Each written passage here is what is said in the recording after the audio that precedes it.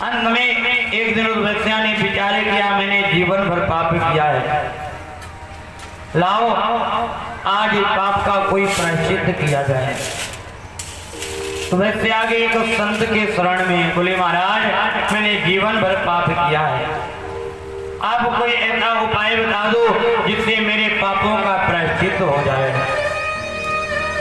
उस संत ने आज्ञा दी, देवी तूने जीवन भर पाप किया है और मैं एक आज्ञा दे रहा हूँ, तुम उस आज्ञा का पालन कर लेना, तुम्हारा कल्याण हो जाएगा।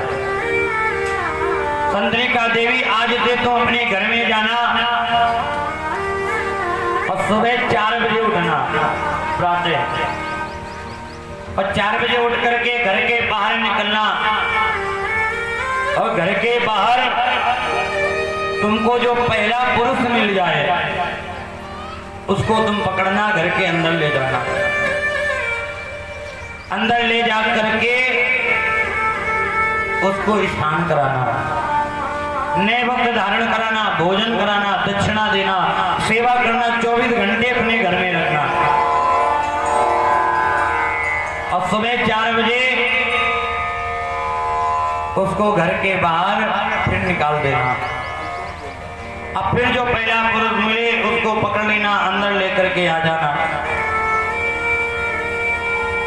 और इसी प्रकार उसकी सेवा करते रहो, 24 घंटे पुरुष को रखो, और जो पुरुष अपना शरीर तुम्हारे घर में त्याग दे तुम उसी के साथ में सती हो जाना, तुम्हारा कल्याण हो जाएगा।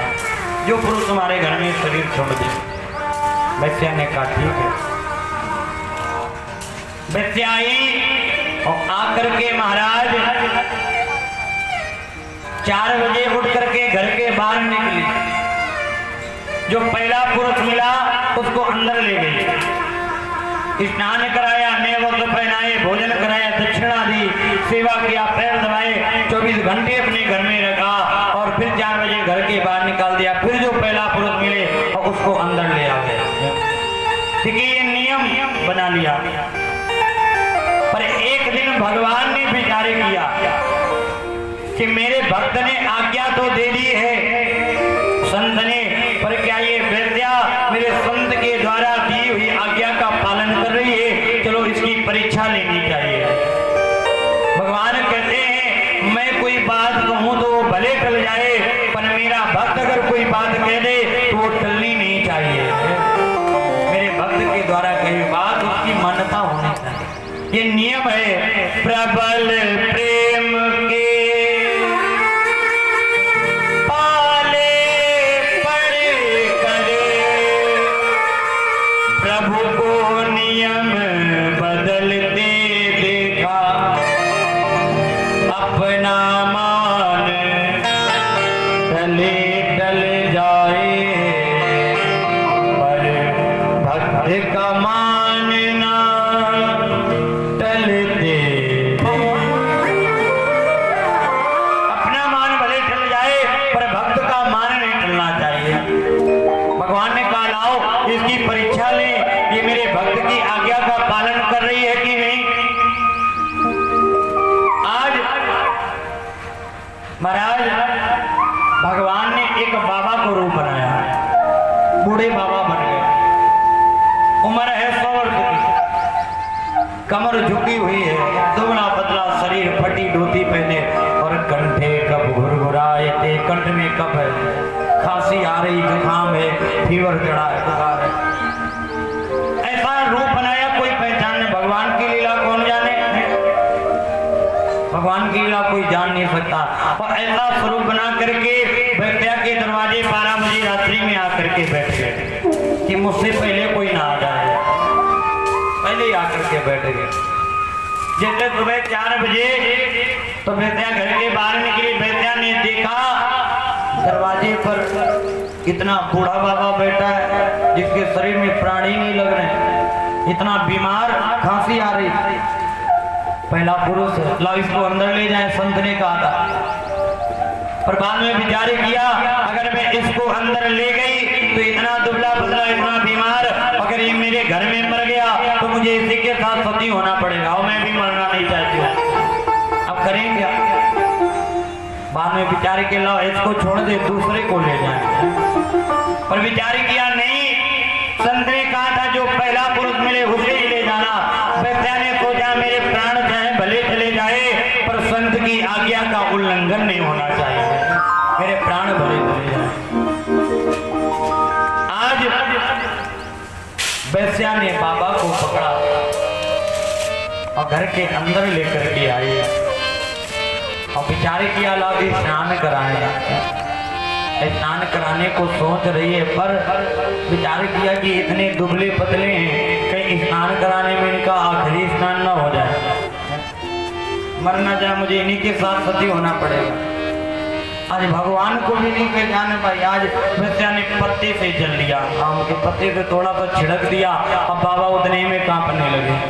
भगवान आज वैद्या ने नए वस्त्र पहनाए भगवान को और उसके बाद में भोजन बनाया। अजय भोजन बनाया, इसने भोजन सोचा कि ये तो बीमार है, कितना खाएंगे, ये बाबा कितना खाएगा, ज्यादा ज्यादा 2 रोटी, बीमार आदमी कितना खाता है, जबरदस्ती खिलाना पड़ता, बीमार आदमी खाता ही नहीं। तो आज उस बच्चे ने 2 रोटी बाबा के लिए, 4 रोटी अपने लिए जैसे बनाया और आज जैसे भगवान के सामने परोस के रखा। तो भगवान की लीला देखो, वैश्या ने जितना भोजन बनाया था भगवान सब अकेले खा गए, तो छोड़ा ही नहीं। वैश्या ने देखा, देखने में इतने दुबले पतले, भोजन पूरा कर गए, ये कहाँ जा रहा, बीमार आदमी इतना खा गया। अब भगवान की लीला कौन जाने। आज बिस्तर पर लिटाया, वैश्या पैर दबाने लगी। आज रात्रि के 12 बज गए, बाबा भी जिंदा है। 4 बजने में केवल 4 घंटे बाकी है, पर बाबा की तबीयत बिगड़ने लगी। आज वैद्या ने हाथ जोड़े भगवान के, हे भगवान 12 बज गए, 20 घंटे निकल गए, 4 घंटे की केवल बात है, 4 घंटे इनको और जीवित बना रखो, फिर चाहे तुरंत मर जाए, मेरे घर के बाहर निकले। अगर मेरे घर में मर गए तो मुझे इन्हीं के साथ सती होना पड़ेगा और मैं अभी मरना नहीं चाहती हूँ। आज धन्य है, आज रात्रि का 1 बज गया, 4 बजने में केवल 3 घंटे बाकी हैं, पर बाबा की तबीयत और बिगड़ रही, पर बाबा भी जिंदा है। वैसे ने देखा कहीं मर ना जाए, इनकी तो हालत बिगड़ती जा रही है। भगवान केवल 3 घंटे और बचा लो, घर के बाहर निकाले तुरंत मर जाए, 3 घंटे और बचा लो। आज महाराज कहाँ बजने वाले, आज सुबह के 3 बज गए, ब्रह्म मुहूर्त का समय है, 4 बजने में केवल 1 घंटा बाकी, बाबा भी जिंदा है, पर तबीयत बिगड़ रही। वैद्या ने हाथ जोड़े, बोले हे भगवान 1 घंटे की केवल और बात है, अब मुझे विश्वास है आप बचा लोगे, 1 घंटे और बच जाए। अब 4 बजने ही वाला है, 4 बजने में केवल आधा घंटा बाकी है, पर बाबा अभी जिंदा है, केवल आधा घंटा बाकी है 4 बजने में। अब वैद्या बड़ी प्रसन्न कि अब तो ये मरना भी चाहेंगे तो भी नहीं मरेंगे, आधा घंटा तो इनको मरते मरते लग जाएगा, जब तक हॉस्पिटल ले जाएंगे तब तक तो मर ही पाएंगे, आधा घंटा में कौन मर जाएगा। अब तो मुझे विश्वास हो गया ये बच जाएंगे। आज 4 बजने में केवल 10 मिनट बाकी है। अब वैद्या बड़ी प्रसन्न है कि महाराज अब तो 10 मिनट बचे, बाबा तो अभी जिंदा है, अब तो ये मरेंगे नहीं, 10 मिनट में किसके प्राण निकलते हैं। आज बड़ी प्रसन्न, महाराज 10 मिनट और बचा लो। आज जैसे 4 बजने ही वाला है, 4 बजने में केवल 2 ही मिनट बाकी है, उसी समय बाबा के शरीर से प्राण निकल जाते हैं। आज जैसे प्राण निकले, आज वैश्या ने देखा कि बाबा तो मर गया। संत ने कहा था जो पुरुष शरीर छोड़ दे तो उसी के साथ सती हो जाना। आज वैश्या ने लकड़ी का ढेर लगवाया महाराज और स्वयं बैठ गई, बाबा को ऊपर लिटा लिया और विचार किया ऐसी आग लगाऊं कि शरीर के साथ में मैं जल करके सती हो जाऊंगा। भगवान की लीला देखिए, कैसी कठोर परीक्षा। आज वैश्या ने जैसे ही आग लगाना जितना ही चाहा उसी समय उस वेश्या के सामने परम पिता परमात्मा भगवान विष्णु प्रकट हो जाते हैं चतुर्भुज रूप लेकर। आज जैसे भगवान प्रकट हुए, भगवान ने कहा देवी तुमने मेरी भक्त के आज्ञा का पालन किया है, मैं तुमसे आज बड़ा प्रसन्न हूँ, आज तुम मुझसे जो चाहो वो वरदान मांग लो। तो वैश्या ने क्या वरदान मांगा? महाराज अगर वरदान देना है तो कोई और वरदान नहीं चाहिए, अगर आप हमें वरदान देना चाहते हो तो ये वरदान दो कि आप हमारे पुत्र बनो, आप मेरे बालक बनो। भगवान ने कहा देवी इस संसार में हजारों भक्त मेरी तपस्या कर रहे हैं, अब सब यही चाहते हैं कि हम उनके पुत्र बने, अगर हम सबको ये वरदान देने लगे तो हम किसके किसके पुत्र बनेंगे? ऐसा करो और कोई वरदान मांग लो। बोले नहीं महाराज देना तो यही वरदान दो कि आप हमारे पुत्र बनो। तो आज भगवान ने कहा जाओ देवी मैं तुम्हें वरदान देता हूँ, तुम्हारा पुत्र बनूंगा, तुम इसी शरीर के साथ में जल करके सती हो जाओ, मैं तुम्हारा पुत्र बनूंगा, वरदान देता हूँ। भगवान अंतर ध्यान हो गए, पर उस वेश्या ने जब लगाई आग तो आग ने अपना प्रचंड रूप धारण किया, तो आज उस वेश्या के शरीर से एक जल की धारा निकलती है और वही जल की धारा एक गंडकी नदी के रूप में परिवर्तित हो जाती है। अब भगवान ने वरदान दिया था हम तुम्हारे पुत्र बनेंगे, तो आज भी हमारे प्रभु शालिग्राम के रूप में उस वैश्या की गोद में खेल रहे हैं। आज भी तो वैश्या की गोद में असली शालिग्राम वही से मिलते हैं।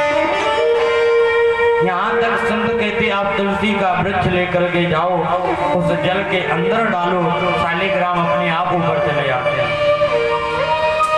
ये वहां की महिमा है, वो गंडकी नदी है,